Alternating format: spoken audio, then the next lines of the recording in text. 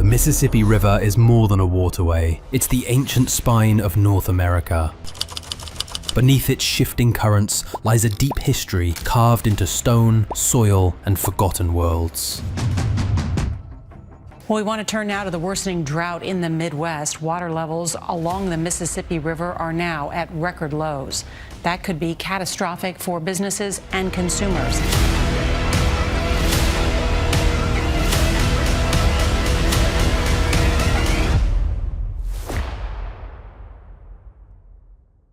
Rivers have always been more than lines on a map.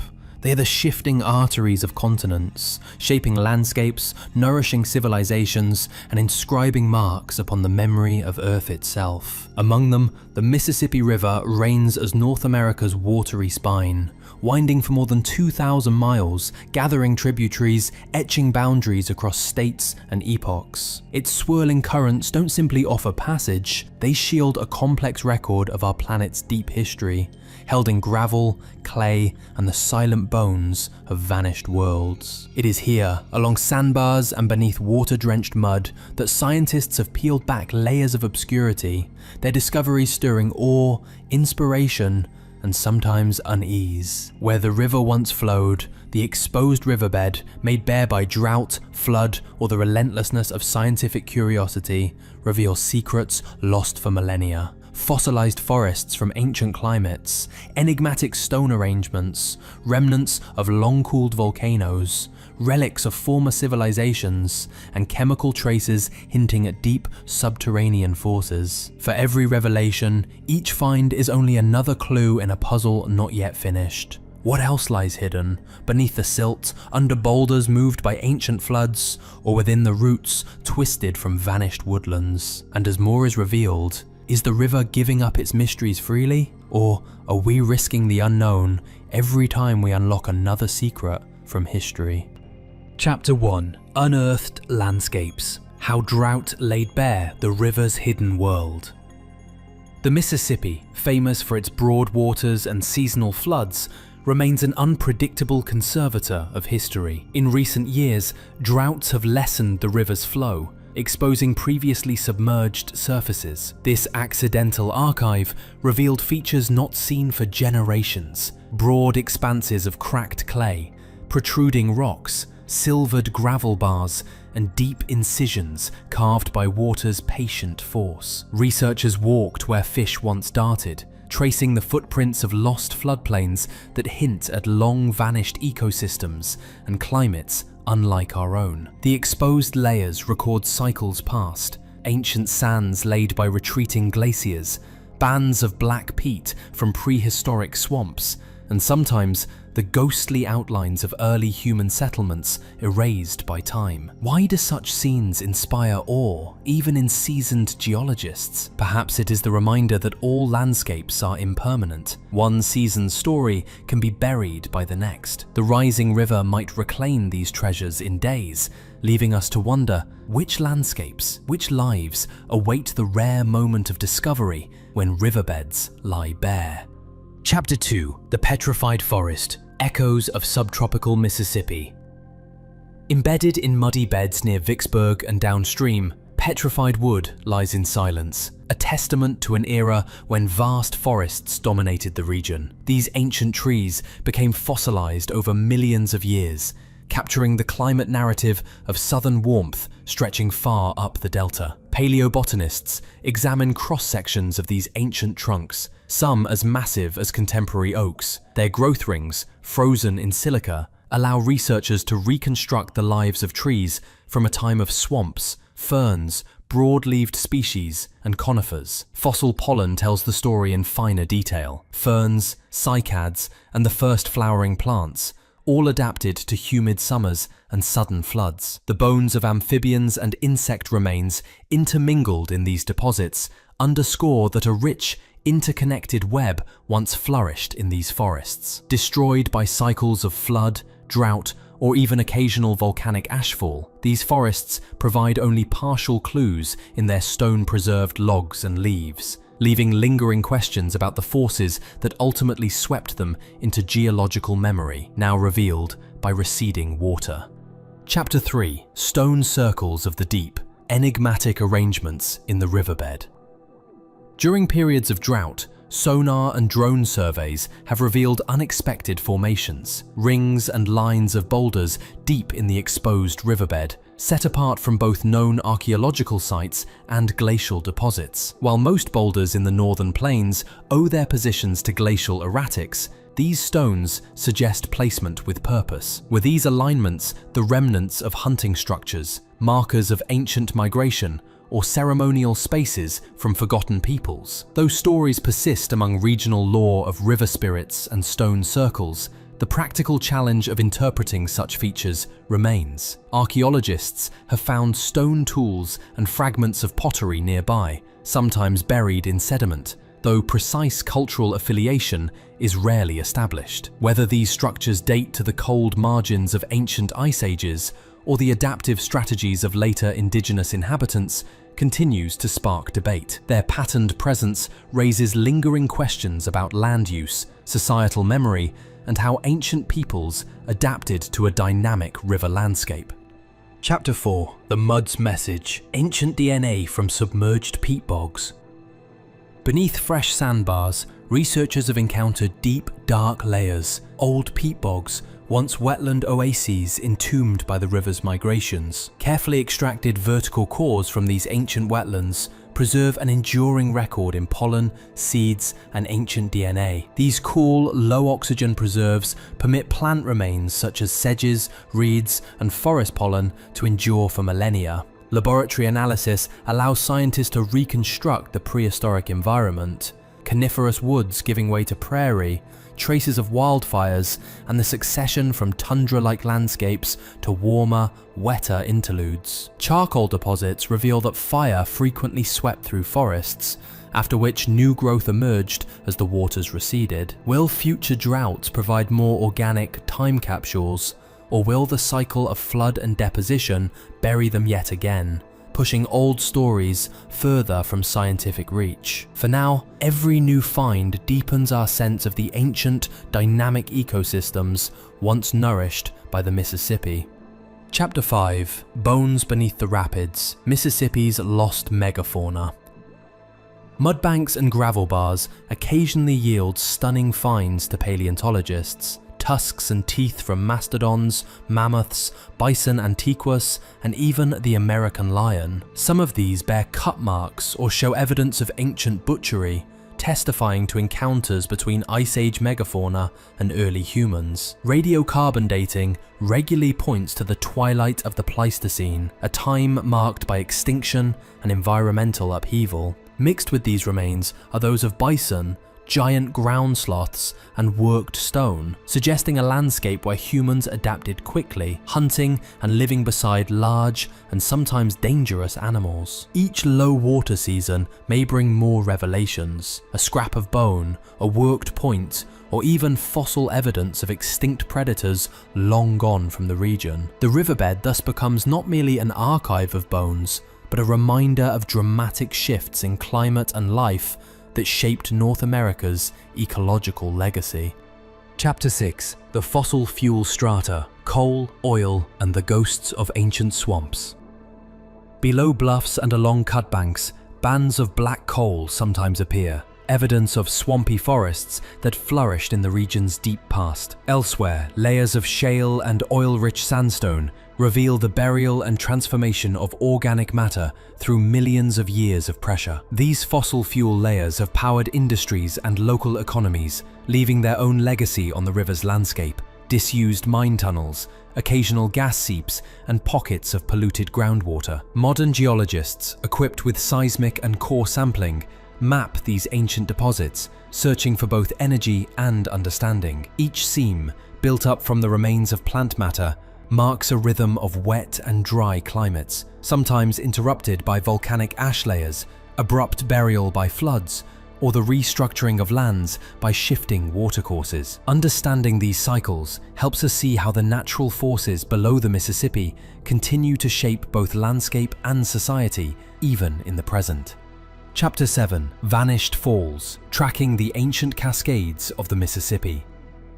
Beneath the river's present surface, sonar surveys and diver explorations have detected submerged terraces and bedrock lips near cities like Memphis, subtle echoes of waterfalls and rapids born as the last ice sheets retreated. Geology shows that the Mississippi was, for a brief time after the glaciers melted, an energetic, rapidly changing corridor. Today, the memory of these waterfalls is encoded in the gravel sizes, alignment of ancient strata, and the vestiges of aquatic fossils found tilted or broken, showing how water and time swiftly erase dramatic features. Current surveys build on this legacy by analyzing the riverbed for changes in sediment distribution, clarifying how short-lived these cascades were. As river levels fluctuate, their traces sometimes resurface in altered sandbars and abrupt bank collapses, subtle reminders that the Mississippi's course and energy have shifted many times and could do so again if conditions align. Chapter 8: Mississippi's Volcanic Shadows, Fossil Magma, and the Ancient Rift. Beneath the surface, deep geophysical work confirms that traces of ancient volcanic activity lie hidden beneath the river's meanders. Although the present landscape shows no volcanic cones or active eruptions, underlying rocks reveal igneous intrusions linked to the mid-continent rift, a billion-year-old geological structure that once threatened to divide North America. These fossilized remains of magma, now solid basalts and gabbros, attest to a cataclysmic time when rifting nearly split the continent. Modern seismic studies highlight the scope and depth of these features, helping to map the hidden geology upon which today's river rests. The mineralogy and geophysical signatures seen in these rocks quietly remind us that even tranquil landscapes carry ancient scars, visible only when science looks deep below the visible landscape. They also form the geological foundation upon which the present-day river and valley stand, influencing how the land responds to erosion and shaping subtle patterns in topography. Chapter 9: Earthquakes Remembered, Subtle Scars in Riverbed Rock. Far from the better-known faults of the West, the Mississippi Valley has experienced sizable earthquakes in the past. Paleoseismologists read the signs in warped sedimentary layers, liquefaction features such as sand blows and flexed peat beds, and traces of old surface ruptures, proof that earthquake energy once shook this region. Some scars are related to the New Madrid seismic zone, which produced a legendary series of tremors in the early 19th century. Others are even older, with evidence of prehistoric earthquakes shifting riverbanks and altering local drainage patterns. Though the region is relatively quiet today, such features remind us that tectonic forces remain present, if subdued. These subtle geological recordings serve as a warning. Earth's crust here is stable on the surface, but not without hidden risks. Continued analysis of these features refines hazard assessments for the region's infrastructure and population. Chapter 10: Witnesses from the Ice, Glacial Erratics, and Transported Stones.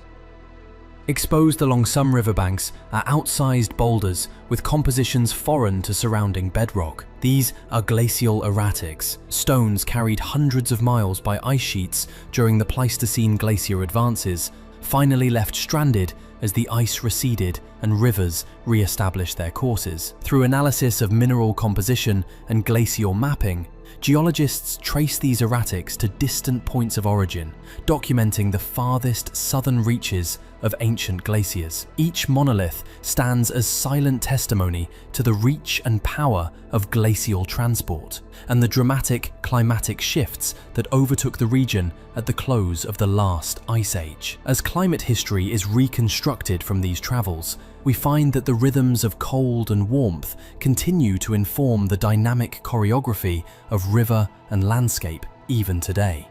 Chapter 11: Submerged Valleys, Ghost Rivers Beneath the Modern Flow.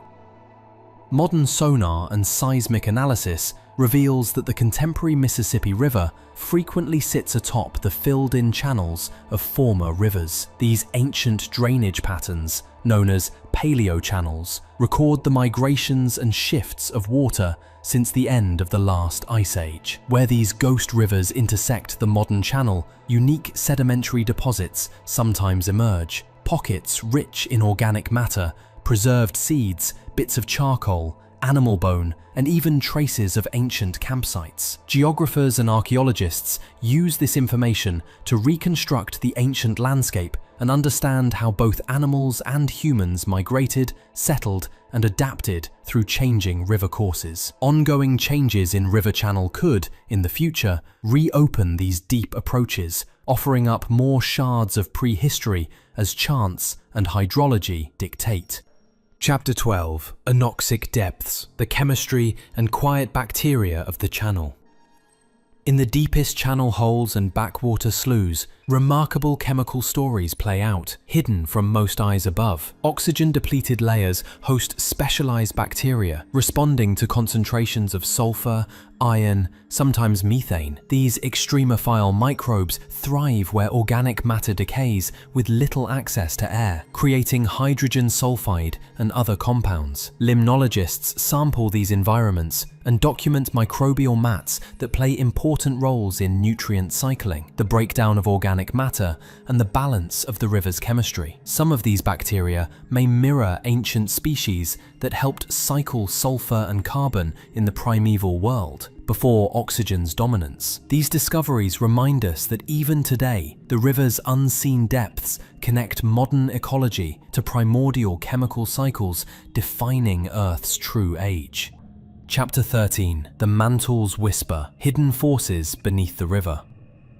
Geophysical surveys extending far below the Mississippi Valley reveal compositional anomalies in the mantle, remnants of ancient tectonic processes that shaped the continent's outline. These so-called fossil plumes, or dense mantle features, support the crust above, marking sites of upwelling and slow-flowing rock far from the surface. Their chemical and magnetic traces form a hidden underpinning for the river's geography, influencing patterns of uplift, subsidence, and sometimes even earthquake risk. Though rarely interacting with the surface, these deep forces help define how the river valley responds to both pinpoint events and the inexorable passing of geologic time. While these mantle features currently appear immovable, research continues, seeking whether they might yet play a role in future tectonic change. Chapter 14. Traces of Immense Floods, Ripple Marks that Defy Imagination. In certain stretches upstream of Baton Rouge and near other bends, giant ripple marks are etched into the landscape, patterns of gravel and sand far larger than anything the present river could form. Modern surveys and sediment studies attribute these to cataclysmic meltwater floods, released when glacial lakes breached their natural dams in the wake of the Ice Age. These colossal floods reconfigured entire regions in a matter of days, leaving vast gravel fields, silt deposits, and altered watercourses. Such traces help geoarchaeologists understand routes for post-glacial migration, sometimes supporting theories that both animals and the first people followed these freshly scoured corridors as they spread into North America's heartland. By studying these features, scientists gain perspective on how abrupt, short-lived events durably change the course of rivers and the fate of landscapes for millennia. Chapter 15. Subterranean Coal Forests, Relics of Decayed Empires.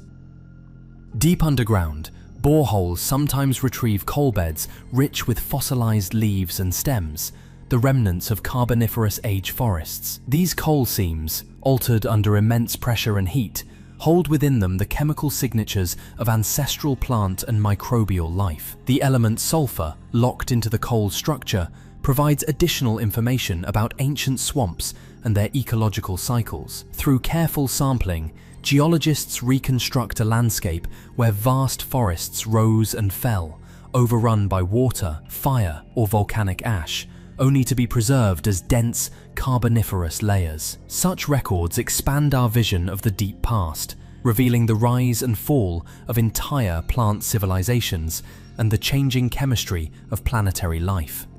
Chapter 16. Human Hands, Animal Fate, Hunting Structures, and Ancient Camps.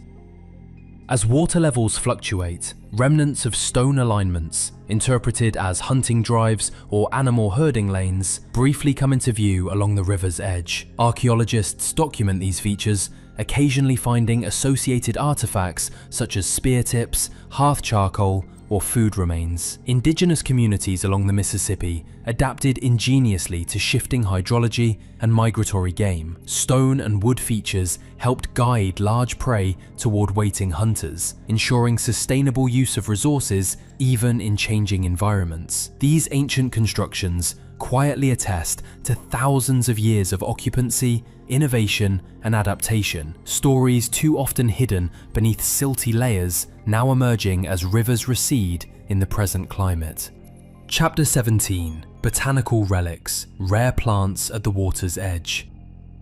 Despite ongoing change, certain islands and oxbow lakes serve as refugia for rare plants, species descended from ancestors predating the last major glaciations. Botanists surveying these sites encounter sedges, reeds, lilies, and trees with ancient genetic lineages, sometimes rediscovering plants thought long extinct in the region. These persistent species survive by the luck of local microclimate and geography, often shielded from intensive agriculture or bank erosion. Their continued survival offers insight into both evolutionary resilience and the corridors through which flora have migrated and persisted amidst dramatic change. Recording and protecting these botanical relics helps maintain biodiversity and provides living testimony to the ebb and flow of ancient ecosystems.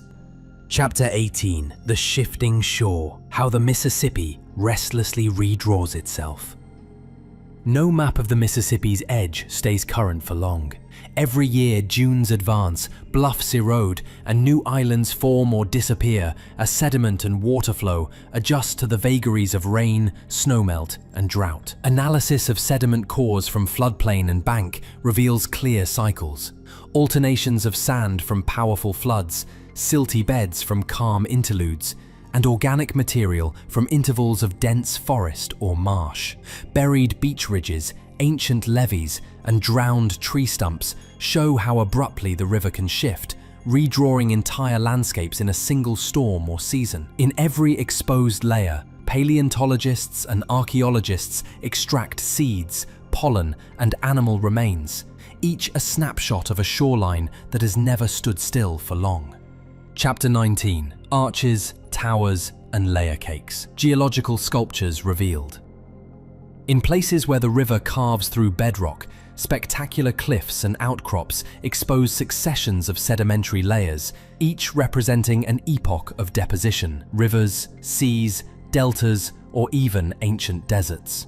Wind and water sculpt arches, towers, and delicately banded walls. Sometimes these features collapse suddenly, other times they stand for centuries as local landmarks.